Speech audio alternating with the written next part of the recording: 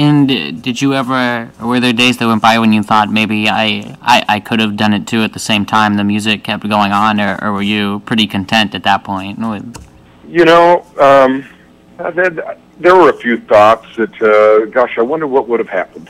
But all in all, we bought radio stations over here, and I went to work at a radio station, and it was really a great feeling, having a secure, steady job, having a daily routine, being able to see my kids every day, get them off to school, and then go to work, and you know, just be able to spend Christmas and Thanksgiving and and all that, and take them on little vacations here and there, and so that was much more satisfying to me than any of the thoughts I ever had about, boy, if I would have just gone on. I don't have one single regret, because got into radio, and we had a lot of success with our radio stations here in Phoenix, and won a lot of national awards, and it was just actually a very, very, very sweet time. And did you end up performing again when Dwight Yoakam brought your dad out of retirement in the late '80s? Did you start performing with your dad? No, I did not. I was, as I said, I was very content and happy to be in radio, be a radio manager, be a part of our team that we had put together here. We actually ended up buying. At the end, we ended up having 4 stations in Texas and 4 here in Phoenix, and I did not ever perform anymore. I rarely, occasionally, I would do a show around here in Phoenix, but I didn't ever decide to go out and try to do any kind of touring or recording or writing. I rarely picked up the guitar until my dad died. And we mentioned that your dad found a new popularity after when Dwight Yoakam came along, and he started performing again and went on to record I think some of his best work is the 3 Capitol albums that he did there in the late '80s and early '90s. But I was wondering what your dad's newfound popularity with the younger generation and younger fans meant to him. Well, it was certainly a breath of great fresh air for him, because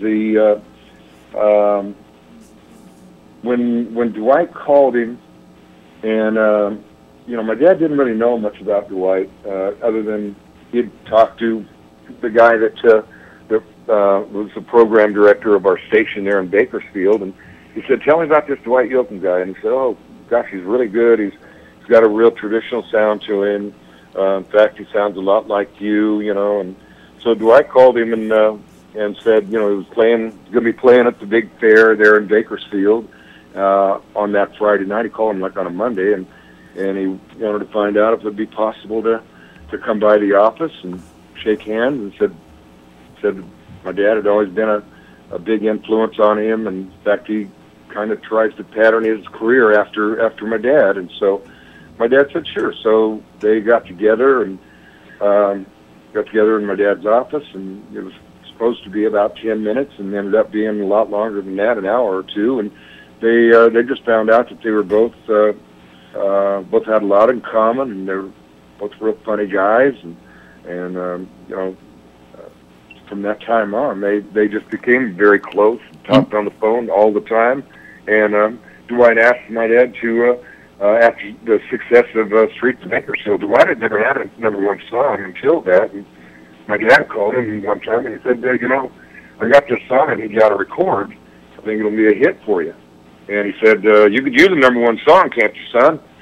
And Dwight said something like, yeah, I can.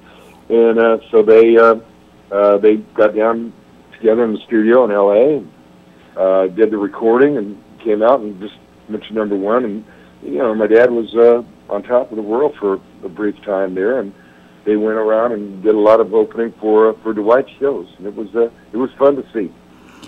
And I guess that first meeting it went on so well that your dad actually decided to go grab his guitar and go over and play the show. Dwight wanted him to come and play it with him, so he actually sat in with the band and played. I don't know if they had a plan for my dad to do that, but I think that Dwight had learned the song, "The Streets of Bakersfield," and when my dad was just going to come out and watch the show, from what I understand, and so about that time he introduced my dad, and in Bakersfield, my dad was like one of the biggest fish over there, and so the crowd went nuts, and I think my dad, who's has a little bit of ham in him,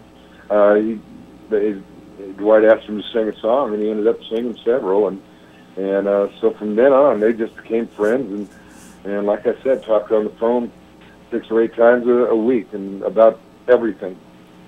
Well, my grandfather, who I probably told you this, taught me how to play the guitar and sing, and he had just about every Buck Owens album. I mean, from his first one up until the last one he did there in the early '90s, and he sure passed on the love of your dad's music onto me, and he was really influential in a lot of the music that I sing in my shows are your dad's songs. I did just a volunteer thing at the old age place around the corner, and they wanted to hear Buck Owens songs, so I did about a dozen or so of them. This was just last weekend, so. Oh, that's great. That's great. I hear a lot of people who have gotten into music or have been influenced. So many people have told me so many different stories about. One guy just the other night told me that. He was in Vietnam, and he said, I know for a fact that if it hadn't been for your dad's music, I wouldn't have gotten out of there. And, I hear people who say that it's their dad who played the Buck Owens songs when they were a young kid, and so they come there and, just to hear the music, just to hear the old Buck stuff and see some of his uniforms and guitars and pictures. And it's a lot of fun. It's a fun place, but I hear a lot of people who say that same kind of thing, that it was passed on from their dad and their grandfather. Well, I remember being just, I don't know, probably like 4 or 5 years old, and my grandfather playing the guitar, and one of the songs I actually, he liked it so much I sang it at his funeral when he passed away a couple of years ago, but Think of Me When You're Lonely. Oh, yeah. I just remember that from very, very young age, him singing that. Yeah, that's one of my favorite songs my dad did, was Think of Me. I do that almost every show, too. It's a good song. I think you actually recorded it on a tribute album about a decade or so ago. I did, as a matter of fact. That's kind of you to mention that, with Ray Benson from Sleep at the Wheel.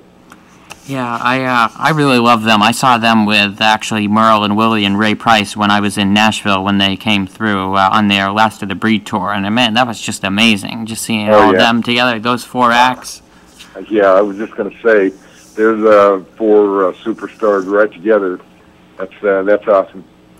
Yeah, but it was sort of like, how some people said when Elvis died, they knew exactly where they were, or when John Kennedy was shot. But I for your dad, I remember exactly where I was and what I was doing.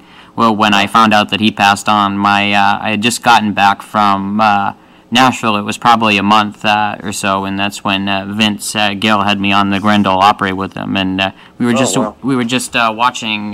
My grandfather, he always had the news on, and he yelled at me. He said, "Paul, come in here." I was strumming my guitar or something like that, and he said that they just came over the television. They said Buck Owens died, and I couldn't believe it. I turned into WSM. And I think they had Eddie Stubbs on, or maybe it was the regular host was just doing a impromptu tribute to him. It just kind of hit me hard, because I wanted to go out to Bakersfield. That was always my plan, to go out there, and I wanted to see your dad perform and hopefully get to meet him. And my parents said, wait a couple of years. My mother didn't really like to fly. She said, after.